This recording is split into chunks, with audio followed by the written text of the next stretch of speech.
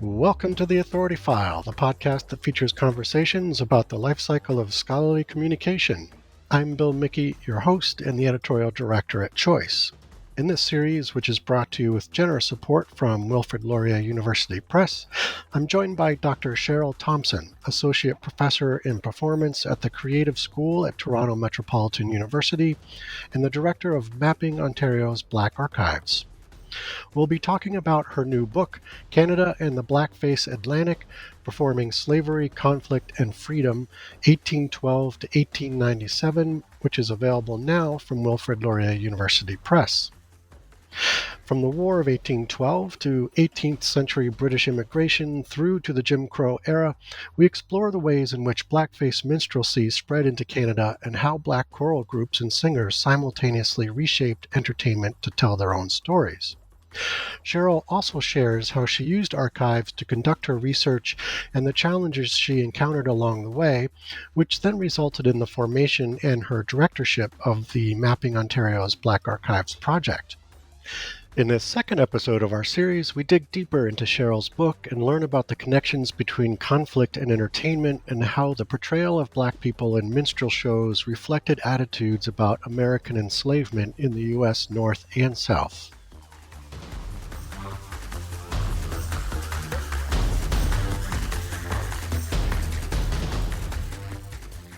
So you've said that, one of the biggest challenges was where to start the book from a timeline perspective.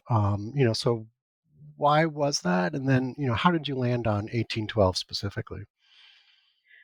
Okay, landing on 1812 took about a year of writing and several drafts because I was faced with, like, I would say 3 phases of this story to tell.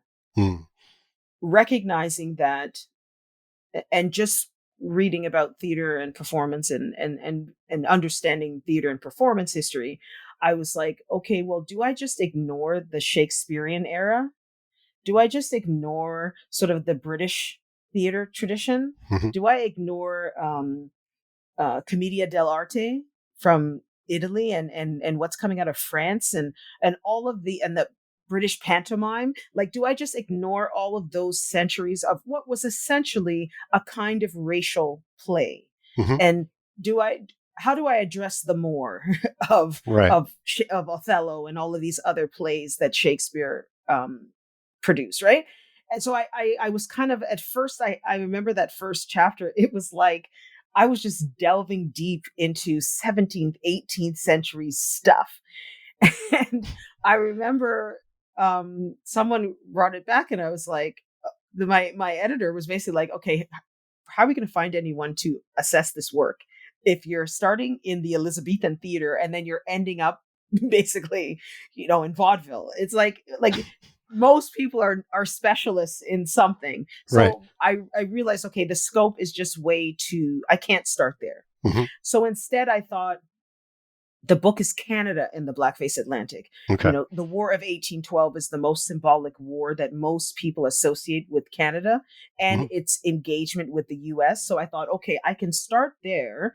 And then what I can do is at points in the book, I can reflect back to where the form came from, or I can flick to when I talk about the 19th century circus and the clown, I could flick to British pantomime because that's kind of the origin of that story. Okay. When I talk about sort of the idea of the Jim Crow and the clowning, I can flick back to the Commedia dell'arte because that's kind of the beginning of the comic fool Mm-hmm. clown in the theater. Like, I realized that all I can do is I could stay in the context that I wanted to stay in, and just, like, occasionally I would call it a little detour to give you the origin story, and then I come back.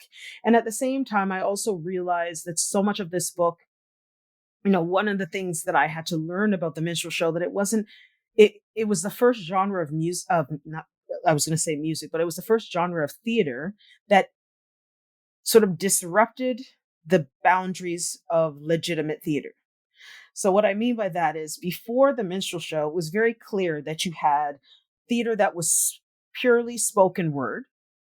Then you had operas that were sung for the most part. And then you had ballet. that was danced. These were all separate. A purely like in Shakespeare, there's no dancing. Like I don't know if you ever noticed, but they don't. If they dance, it's not. It's like a little jaunt and then it's over. There's no choreography, right? In the ballet, there's no time where the dancer is just standing still for minutes on end. There's Hmm. constant movement. So before the minstrel show, those traditional forms from Europe, from the European context, were kept separate. So the minstrel show was the first to kind of bring it all together. There's Yeah. going to be a little song and dance. There's going to be a little comedy. There's going to be maybe there might be some orations that happen. In fact, the stump speech, that idea of a stump speech comes from the minstrel show, where the interlocutor, the character, would get on the stump and give some like over the top speech. That's why stump speeches are kind of funny that we take them seriously today, because in the minstrel show, they were actually supposed to be comical. Like it was Comedy. just Yeah. somebody get on literally a tree stump and saying all kind of crazy stuff that nobody would ever dare say in person. That's where it came from. So the minstrel show kind of broke Huh. all of these lines. In order for me to write about that, is what I'm saying to you is that I had to understand those other forms. Yeah. And then I had to also think about, before sort of the minstrel show was really popular, there were a lot of dance competitions in like the 1820s and 30s that were really popular. And what were they dancing? Well, they were dancing the dances that came from the European context that also blended with the African context because of slavery. Hmm. So you have, like, if you ever heard of Master Juba, William Henry Lane, he was kind of the first Black actor slash dancer of the 19th century. And what did William Henry Lane do? He took African traditions, some Irish jigging, some other traditions, and he blended them into a kind of performance. And eventually he caught the eye of minstrel shows and he went on tour. He joined the minstrel troupe, performing in blackface, but also innovating the stage because he brought African culture to the stage in a way that no one had ever seen before. Hmm. So one of the things in writing this book that I really had to, that was so challenging, if you can understand everything that I just told you, is how do you have perspective on all of that? You know, like, how do you keep historical perspective when you're Right. dealing in different centuries that Hmm. obviously you did not live? You're dealing in multiple forms of performance. It's not just spoken word, it's also dance. I'm also thinking about the building of the theaters. I'm also talking about the stage itself. Like, I'm talking about so many things. That was the challenge. It's like, how do I talk about all of this, but then present it to a reader in a way that is clear, Hmm. that's not all jumbled, and now we're going here and now we're going there. So it was very challenging. You know, the book, like I said, the book started around 15 years ago, Yep. but the writing I actually started in 2021. Okay. So the process of publication for this book has been about 4 years. Hmm. Awesome. So, with starting with 1812 and the War of 1812, how did that connect your point about, the intersection of conflict and entertainment in North America? Yeah, I mean, you know, as a Canadian, I've always, you know, they always, let's just say the War of 1812 is like maple syrup. Okay. It's kind of like, you know, we still have a Fort York, which is like a historic site of one of the great battles. There was a great battle of Fort York back in the day in 1812. There's all the battles of 1812. There are sites that are Mhm. now tourist sites, still exist, kept intact, has not been changed, even with, especially Fort York here in Toronto. Around Fort York, there's nothing but condos, but Fort York is literally as it was in 1812, 1811. It's not changed. And so I thought about that, to be honest. I was like, wow, this thing that is from such a long time ago, people are holding it so dear. Mhm. Meanwhile, the reality of the War of 1812 is that Canada is not a country. The War of 1812 was not against Canada and the US. It was the British defending its colony against the American invasion, Mhm. which is a totally different starting point. So once I decided to kind of frame it that way, it sort of allowed an entry into the book, because then in the book, especially in that first chapter, I talk about the anti-American sentiment that was there. There was a division within the country, which at that time is really central Canada and the Maritimes. So we're talking about Ontario, Quebec, and Nova Scotia, New Brunswick, those Mhm. parts of the country. Yep. There's a division. There are some people who are loyalists. So to be a loyalist in the 19th century is to be pro-British, right? You're on the side of the crown. And then there were those fractions who were pro-American, who were pro what we would call republicanism, pro individualism, pro democracy, pro republic, not monarch. Hmm. So that's why writing about Canada, again, like I said about the official narrative and what I think is the gaps. In the official narrative about Canada, you don't really get that. You don't get this tension that people were actually grappling with since the beginning. That's why this whole tariff thing now, it's wild, because they don't understand that since the beginning of Canada, Canadians have always taken both sides. They've been conflicted. Should we be pro-American? Should we be pro-British? Hmm. And this book doesn't really contend with it. There's a second book that I'm actually revising now that takes up the story that this book ends. And at the end of the 19th century, that is actually when Canada's like, we don't want to be British or American. We need to define what it means to be Canadian. Hmm. Like that's a late 19th century conversation. At the beginning of the century, you have loyalists and you have pro Americans who are actually also split, pro union, pro Confederacy. So once I realized that you had all these fractions, it actually became such a much more interesting book to frame it around conflict, Hmm. Okay. right? Because now the stage becomes not just a source of entertainment, it kind of becomes part of the conflict, Right. because whatever's on stage, it's either going to fuel something or it's going to be against something. Yeah. And people are right. So then it becomes a more interesting book. And what I realized as being a writer, I always, I years ago, I thought I was going to be a filmmaker. Like I thought that's what I was interested in, because I'm always interested in like dramatic tension, Hmm. right? In like a film, like you could just feel it when there's like tension. And Yeah. same thing in the theater. There's like a lot of dramatic tension. I sort of write from that same point of view. Like I'm trying to create tension in the reading. So Hmm. you're almost not sure. I mean, even though it's nonfiction, it's almost like a murder mystery. Like, oh, what happens next? Like I'm sort of writing from that point of view.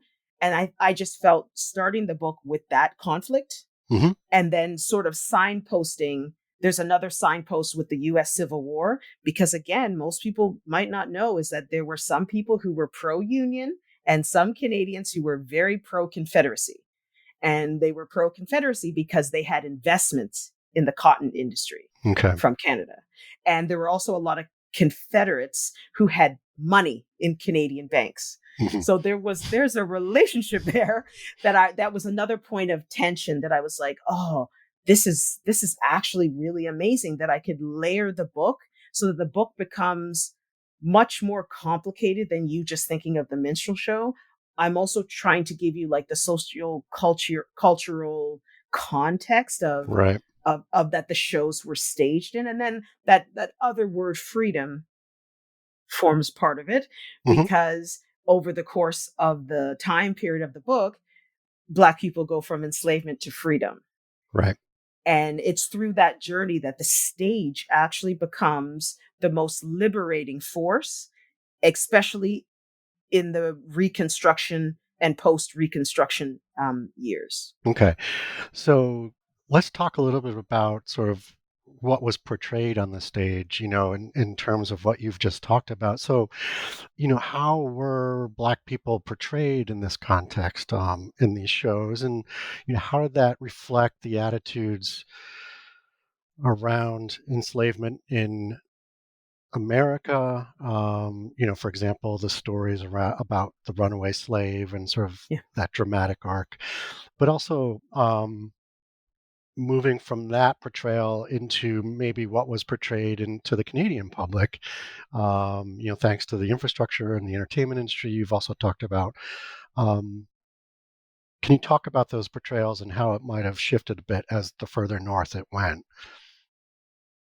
Well, I actually think in this to this question, it's not so much about geography, it's more about timeline. Okay. So the changing of the narratives of the 1865 is a key moment. So everything before 1865, it's all kind of the same. There really isn't. It's not as if minstrel shows that were coming to Canada were like, oh, we need to change this for a Canadian audience. It really Okay. wasn't. That wasn't really the mindset. Instead, it was a lot of narratives. It's kind of what you spoke about, the narrative of escape Hmm. and absconding, and sort of the that again, that duality of characters where Hmm. you have like the runaway in the north and the enslaved person still in the south, and then you also have sort of just general a lot of just like southern caricatures. Right.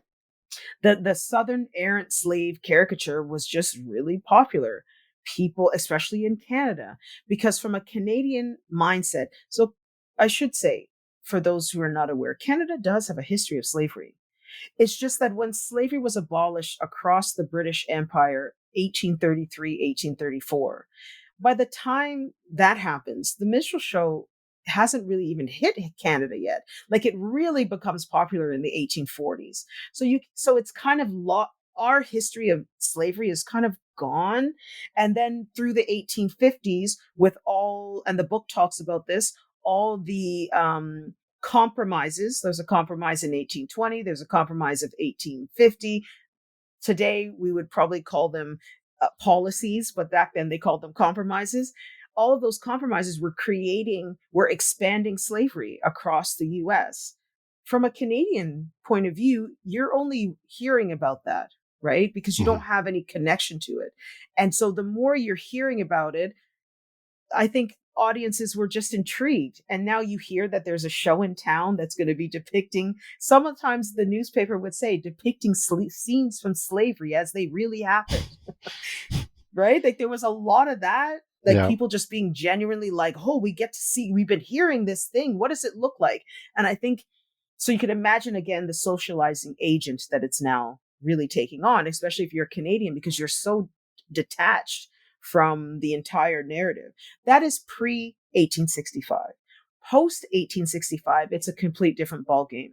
First of all, it's in 1865 that the first all black minstrel troupe is formed, the Georgia Minstrels. And that was all black, formerly enslaved people. So from 1865 onward, the minstrel show becomes really complicated because now you have, they literally would bill it this way, actual slaves, like real slaves performing themselves, essentially. Mm-hmm. Now you can see the real thing. You don't have to just see the white performer in blackface pretending. Like you're getting the real person doing it. And so you have now this, at least in the 1860s and 1870s, black minstrelsy becomes really popular because people are like, oh, we can see the real people do it now and see how they really act and what they really do. And people will look back and say, well, why would black people do that? Right. Why would they assume the mask of minstrelsy and essentially put on a caricature? But in the book, I take very delicate care and time to explain the context of what are your options if you were a formerly enslaved person.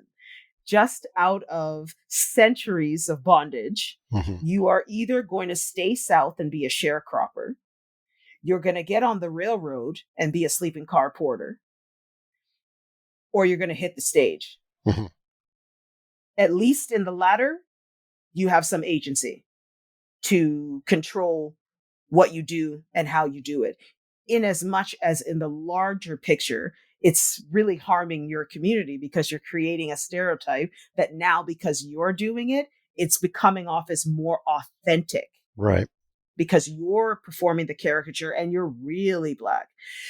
But that's until the 1880s. The 1880s and 90s is a completely different ballgame. The book kind of ends just as this is happening because you start to have the Jubilee singers from beginning with Fisk University in 1870s. They start to tour Canada. And these are the first, and that's why I talk about Jubilee singing in the book, because I sort of framed the Jubilee singing, sort of the choral, operatic kind of singing that black people were doing as a form of resistance, as almost a response to the caricature, to say, no, we are dignified. Because many of the Fifth Jubilee singers were also formerly enslaved, but they were getting an education. Mhm. They were using the stage to fund the university. It was really fundraising, right? To create a different narrative around the Black experience post slavery. And so the Fifth Jubilee start coming to Canada as early as the late 1870s, 1880s. And I think what the book tries to say is that think about the stage at that time, how you would have had these like crisscrossing representations of what it means to be Black and formerly enslaved. And I think the question, I don't know if I really answered in the book, I might be leaving it to the reader to kind of ponder, is how would audiences have interpreted Yeah. these two different groups that seem to be so different? I mean, I think I sort of make a comment on, I can't remember the name of the scholar, but she talks about when the Fifth Jubilee traveled to Europe, how a lot of the interest that Europeans had in seeing them was because they just couldn't believe that there were Black people who could sing opera. Like, so it was almost like they thought that was like a freak show. Like, how could they sing this music? Right. Impossible kind of thing. And so that was part of the draw, was they just could not believe that Black people could sing in the European style of music. And so I made a conscious decision to include that in the book.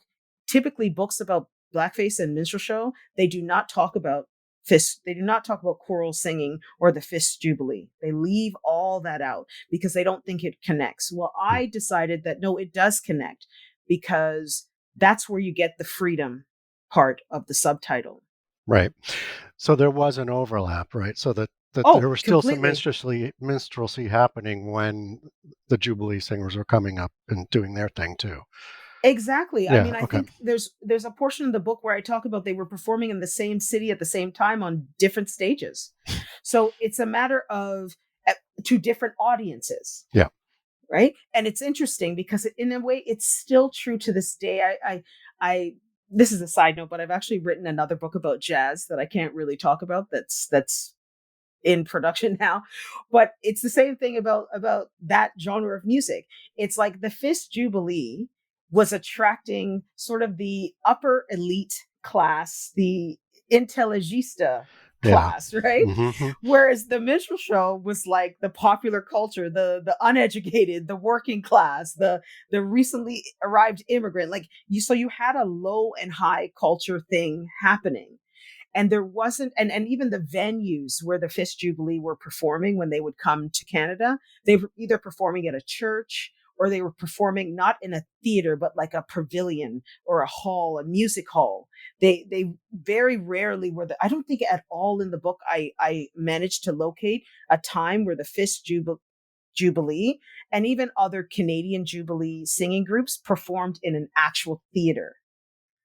They were at the other stages that in the late 19th century were not as prestigious. Like people were making distinctions because the theater was still the most prestigious place to play, Hmm. right? It would be like, comparing, you give a show at Yankee Stadium versus Carnegie Hall, right? Today, people might not make any distinction with that and say, no, Yankee Stadium is better, more people. But we know that a certain echelon will still believe that no, this is prestigious. This is a historical site. This is where the legitimate performer hits the stage. It was kind of like that a little bit with the Jubilee singing and the minstrel show. You sort of had this sense that um, the Jubilee singers were being allowed into these spaces where the elites could almost marvel at the fact that they were so well spoken and they were singing biblical songs, but in a way that was also in the European musical arrangement. Hmm. So they could resonate with the music. Whereas the minstrel show was sort of hitting it up at a very common language.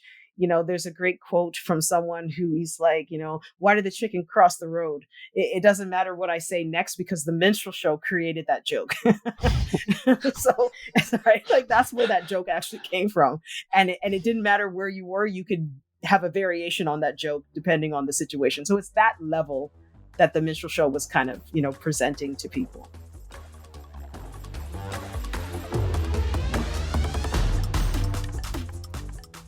You just heard from Dr. Cheryl Thompson, Associate Professor in Performance at the Creative School at Toronto Metropolitan University, Director of Mapping Ontario's Black Archives, and author of Canada and the Blackface Atlantic, Performing Slavery, Conflict, and Freedom, 1812 to 1897. Join us next week when we talk about how audiences were exposed to the opposing narratives of enslavement and emancipation as Black choral groups gained popularity even as Blackface minstrelsy continued. We also explore the kinds of archives Cheryl used to perform her research for the book and the challenges she encountered along the way.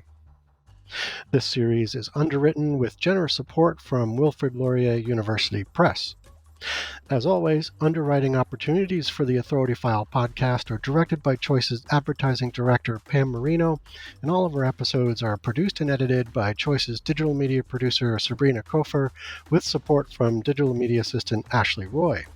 That's all for this week. Thanks for joining us.